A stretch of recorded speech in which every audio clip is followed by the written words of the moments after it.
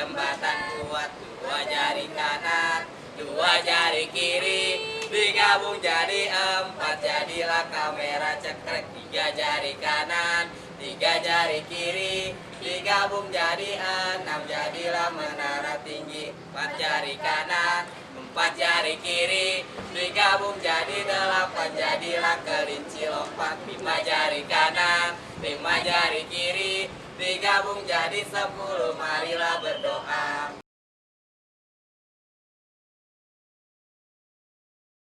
Bismillahirrahmanirrahim. Assalamualaikum warahmatullahi wabarakatuh.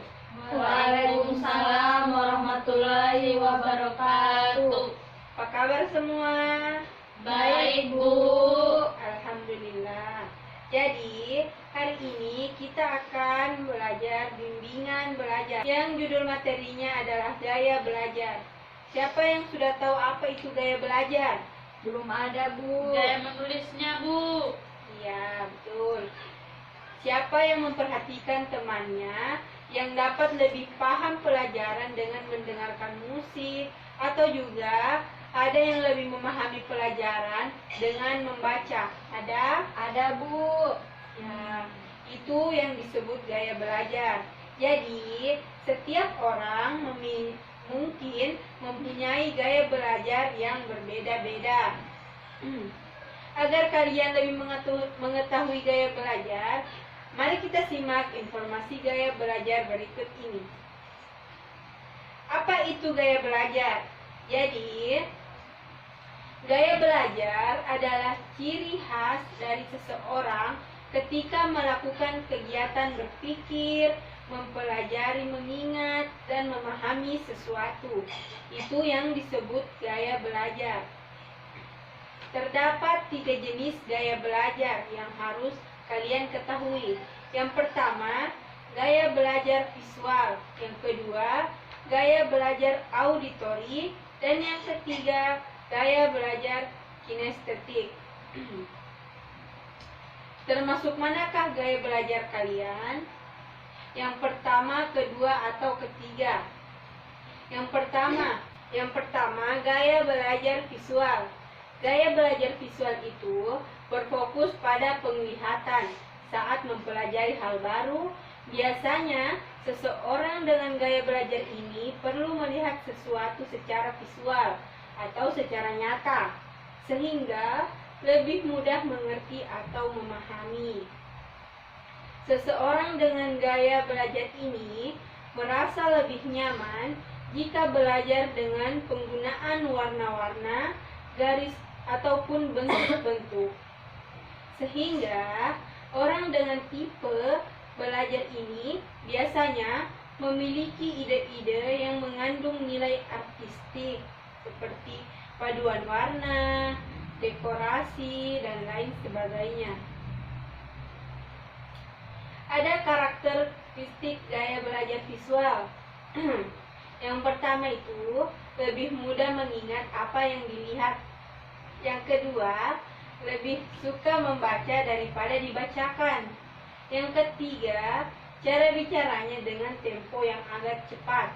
Yang keempat, cukup peduli dengan penampilan dan pakaian. Yang kelima, lakukan demonstrasi daripada ceramah.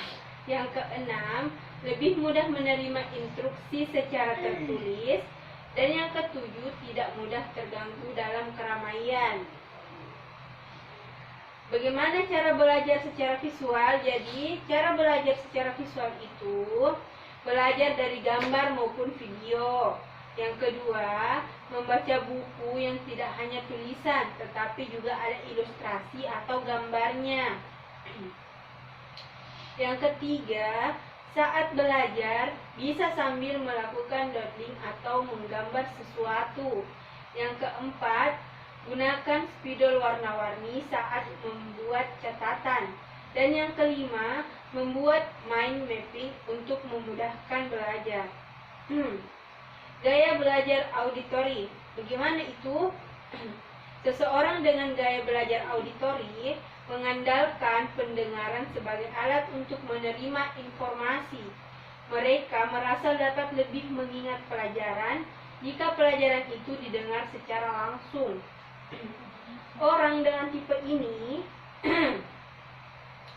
membutuhkan informasi yang jelas, sehingga tidak jarang mereka tidak menyukai suasana kelas yang riuh atau berisik.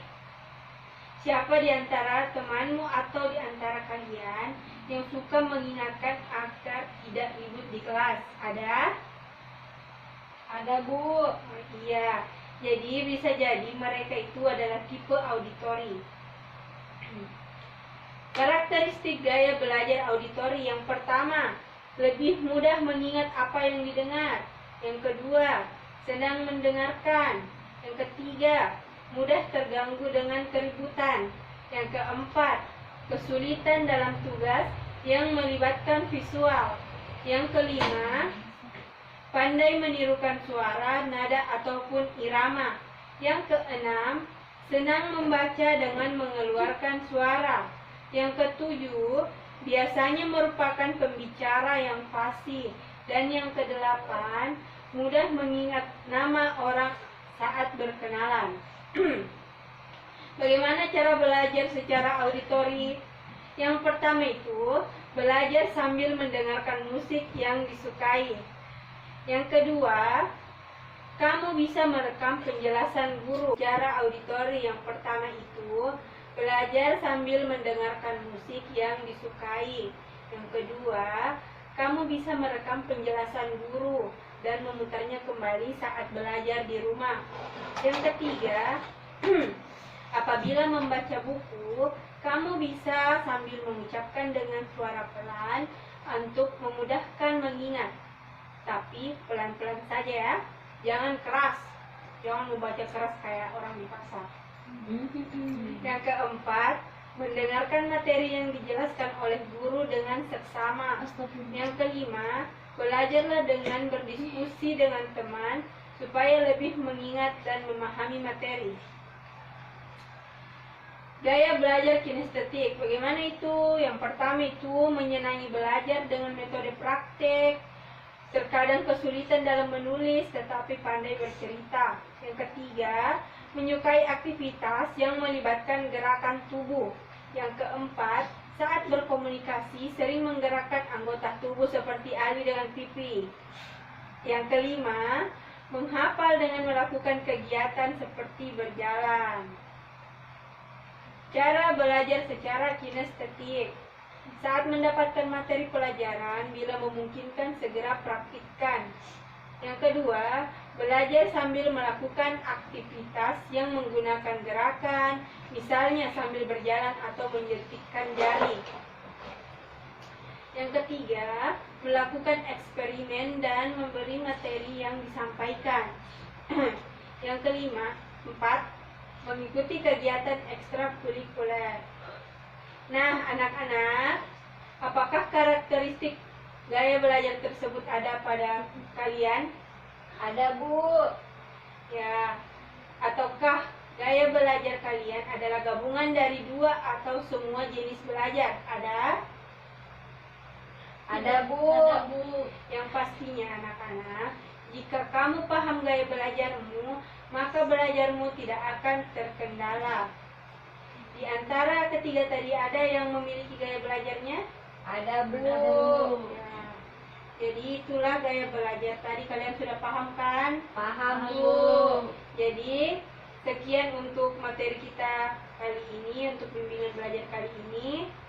Mohon maaf jika banyak kurangnya. Wassalamualaikum warahmatullahi wabarakatuh. Waalaikumsalam warahmatullahi wabarakatuh.